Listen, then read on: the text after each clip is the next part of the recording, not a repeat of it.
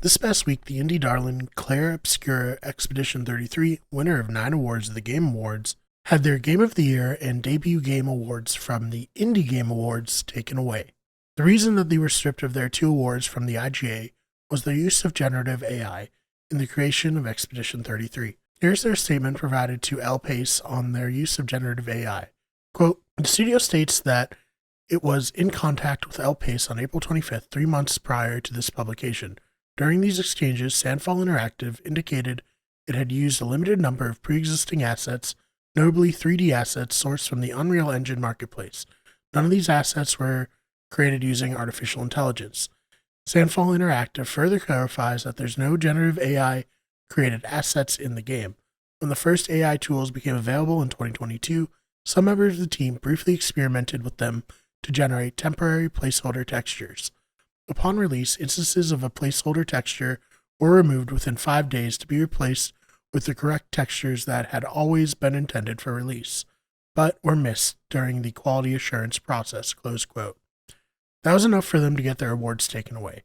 I admit it is surprising that they used AI at all when it feels like Expedition 33 was first and foremost a creative endeavor, featuring some of the more creative set pieces and levels we've seen in some time. But they're not alone in using AI, as Larian Studios, maker of former Game of the Year Baldur's Gate 3 and the in-development game titled Divinity, has also admitted to using AI in the development of that game in an interview with Bloomberg from that article. Quote, under Vinci, Larian has been pushing hard on generative AI, although the CEO says the technology hasn't led to big gains in efficiency. He says there won't be any AI-generated content in Divinity. Everything is human actors, we're writing everything ourselves. But the creators often use AI tools to explore ideas, flesh out PowerPoint presentations, develop concept art, and write placeholder text.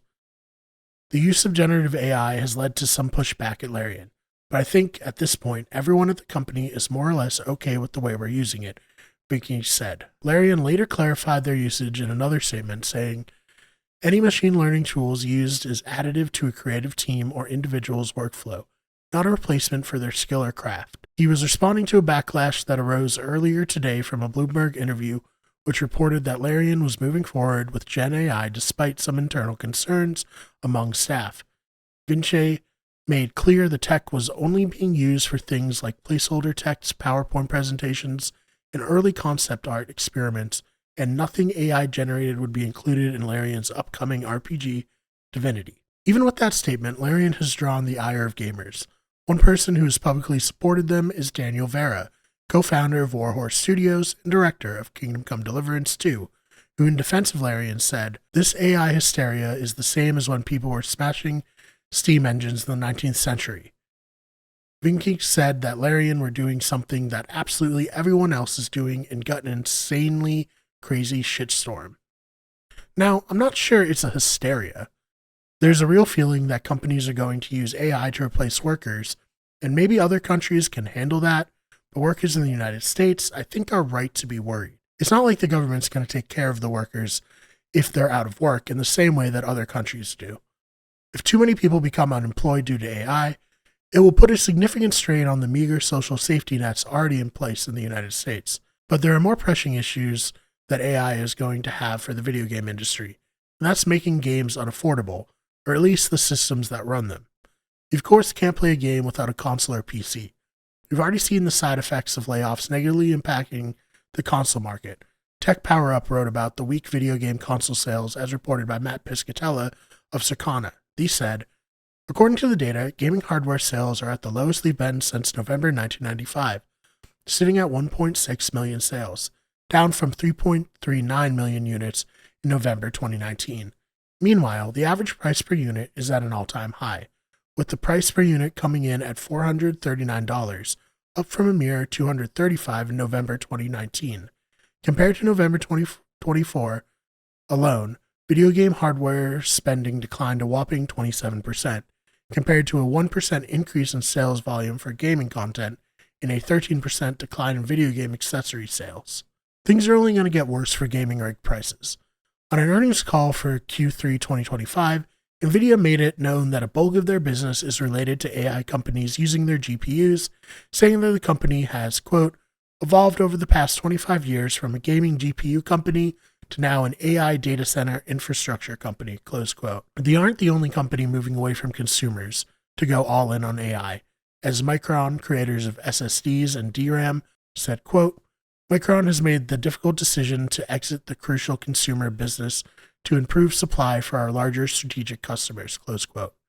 I mean, no one can really blame these companies for going where the money is, but we have to point out that it is a bad thing for gamers when companies like OpenAI have made deals with Samsung and SK Hynix to get about 40% of the global DRAM to power their data centers, putting pressure on any other company that might need RAM and driving up their prices. If all of this wasn't bad enough, imagine trying to launch a console during this time. Well, Valve doesn't have to imagine it, because they recently announced the Steam Machine. Mike Straw of the Insider Gamer podcast reported a leak that Half-Life 3 will be a Steam Machine launch title, but the announcement was delayed due to fear of the Steam Machine being too pricey. He said, quote, everything that I and everyone I talked to has heard is adamant that Half-Life 3 will be a launch title with the Steam Machine. There is a concern, however, that Valve hasn't made a decision yet on the price. This is holding back the announcement of anything else, and the reason is because of PC RAM, memory prices, and storage prices now, close quote. They aren't the only ones feeling the effects, as Moore's Law is Dead said that Microsoft is set to raise the prices of their consoles again, saying, quote, Microsoft didn't plan ahead at all. If you still want an Xbox for some reason at their current pricing, those prices could go up very soon. Or supply could just entirely dry up, because multiple sources of mine have apparently been warned by sales reps at Microsoft that this is going to affect the Xbox Series consoles very, very soon. Sooner rather than later, close quote. All of this has built up an animosity from the consumer's point of view. We haven't seen the good side of AI, and only get hit with these bad sides, layoffs, jobs stolen, and our hobbies becoming more expensive. It's no wonder that gamers are so quick to admonish studios for daring to use AI in the production of their games. And those same studios may be finding out that if they come out with new games quickly, there might not be anyone able to indulge in them. So what do you think about all of this? Do you think that AI really will have this huge effect on video games and that every game studio will be using it in the future? I think probably yes. So we'll see how the public reacts to that. But it is a weird kind of instance where big companies really love AI. Normal people are either ambivalent to it or dislike it. So we'll see how those two sides kind of coexist, but very interesting nonetheless. Let me know your thoughts about all of this in the comments. And if you enjoyed it, please subscribe. We have new videos like this coming out every single week.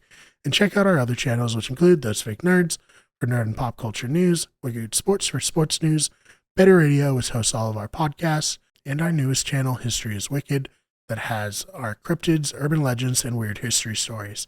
Thank you so much for checking this one out, and I will see you in the next one.